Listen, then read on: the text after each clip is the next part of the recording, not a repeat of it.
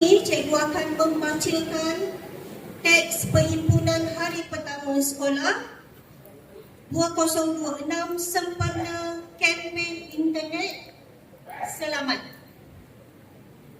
Anak-anak murid yang kami kasihi, hari ini adalah hari pertama kamu kembali ke sekolah bagi tahun 2026. Ada yang gembira, ada yang risau dan ada yang masih menyesuaikan diri. Semua perasaan itu normal. Sebelum kita bercakap tentang pelajaran, peraturan atau peperiksaan, ada satu perkara penting yang guru-guru ingin kamu faham terlebih dahulu. Keselamatan kamu sentiasa menjadi keutamaan kami. Bukan hanya apabila kamu berada di kawasan sekolah, tetapi juga apabila kamu menggunakan telefon dan internet. Dunia hari ini bukan hanya apa yang kamu lihat di sekeliling. Ia juga apa yang kamu lihat di skrin, mesej, video, komen dan permainan. Internet boleh membantu kamu belajar dan berhubung dengan rakan-rakan.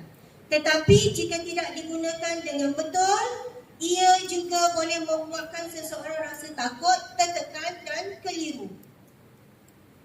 Sebab itulah untuk murid yang berumur bawah 16 tahun, media sosial bukan untuk kamu. Tolong salin yang ini. Murid yang berumur bawah 16 tahun, media sosial bukan untuk kamu. Ini perkara yang di-highlightkan. Bukan kerana kamu tidak bijak dan tidak boleh dipercayai, tetapi kerana tugas seorang dewasa adalah untuk melindungi kamu daripada perkara yang belum sesuai dengan umur kamu.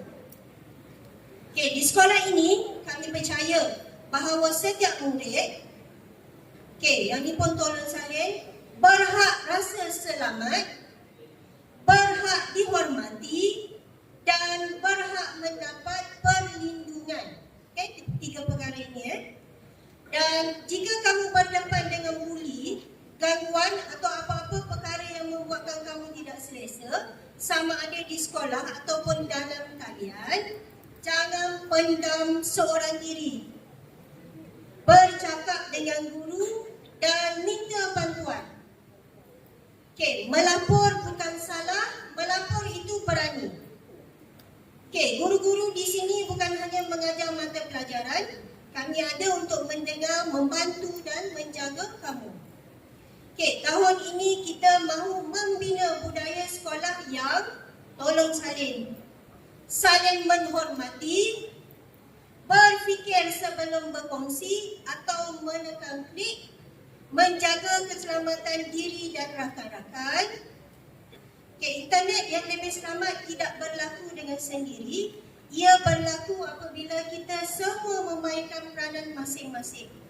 Selamat datang ke tahun persekolahan 2026. Ini sekolah kamu, ini tempat kamu rasa selamat. Sekian, terima kasih.